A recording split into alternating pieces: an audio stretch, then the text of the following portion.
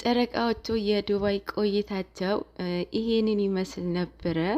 የሆነ ባስ እናገኘሁት ማለት ነው እና ማለት ነው ደስ የሚል ቆይታን ያሳለፉት። ከዩቱበር የመጀመሪያ እነሱ ናቸው አሃዱ ብለው ፍቅረኛውን ይዞ እያዝናና ማለት ነው። ትላንትና ሀይሚ በሰራችው ፕራንክ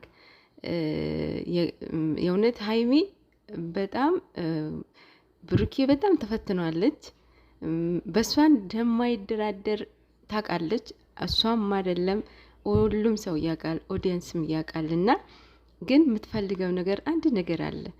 ዳይሬክትም ይሁን ኢንዳይሬክት እየነገረችው ነው። እሱ አልገባውም መሰለኝ። ፍቅሩን ሚዲያውን እንዲያቅላት ትፈልጋለች።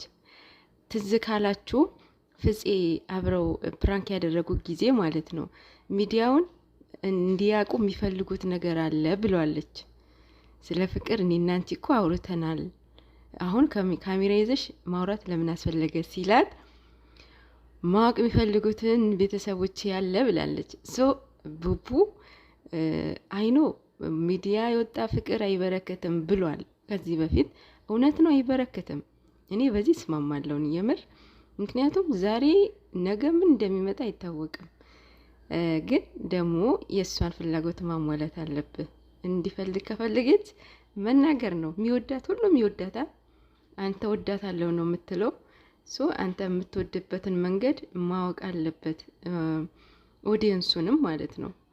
ይሄ ነው እኔ የተረዳሁት። ግን ባይላት ጥሩ ነው፣ ምክንያቱም በረከት ስለሌለው ማለት ነው።